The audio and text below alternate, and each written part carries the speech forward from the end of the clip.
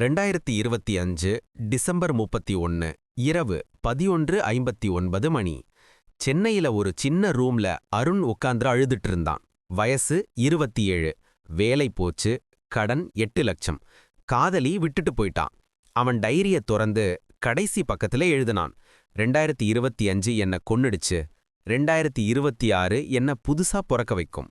ஜனவரி 1, 2026 காலை 5 மணி. அவன் எழுந்ததும் முதல் வேலை. முந்தைய வருஷம் எல்லா தோல்வி சாட்சியையும் பழைய டைரி, போட்டோ, சாட் ஸ்கிரீன்ஷாட்டை ஒரு இரும்பு டப்பால ஏறிச்சான். சாம்பல தொட்டு சொன்னான், இனிமே எனக்கு நேத்து இல்ல, இனிமே எனக்கு நாளை மட்டும்தான். அன்றிலிருந்து அவன் ஒரே ஒரு விதி மட்டும் போட்டுக்கிட்டான். தினமும் ஒரு புது ஸ்கில் கத்துக்கணும், ஒரு புது ஆள் மீட் பண்ணணும், ₹1 சம்பாதிக்கணும். ஜனவரி கேன்வா பிளஸ் வீடியோ எடிட்டிங் கத்துக்கிட்டான்.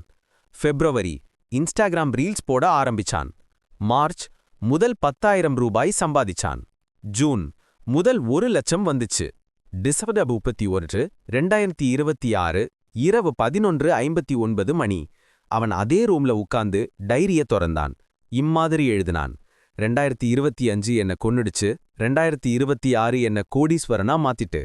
இப்போ அவன் பெங்களூர்ல புது ஃபிளாட்ல புது கார் வாங்கி தோல்விய எரிச்ச சாம்பல ஒரு சின்ன குப்பியில வச்சு டேபிள வச்சிருக்கான். யாராவது எப்படி ஜெயிச்சன்னு கேட்டா அத காமிச்சு சொல்றான். நேத்தை எரிச்சவன்தான் நாளைய ஜெயிப்பான். 2026 உன் நாளை. இன்னிக்கே தோல்வியை எரி, நாளைக்கு புதுசா பிறந்துடு. கமெண்ட்ல நான் 2026ல பிறக்கிறேன், ஃபயர் டைப் பண்ணு. டேக் பண்ணி உன் ஃப்ரெண்ட்ஸ்க்கு அனுப்பு. 2026 நம்ம வருஷம்.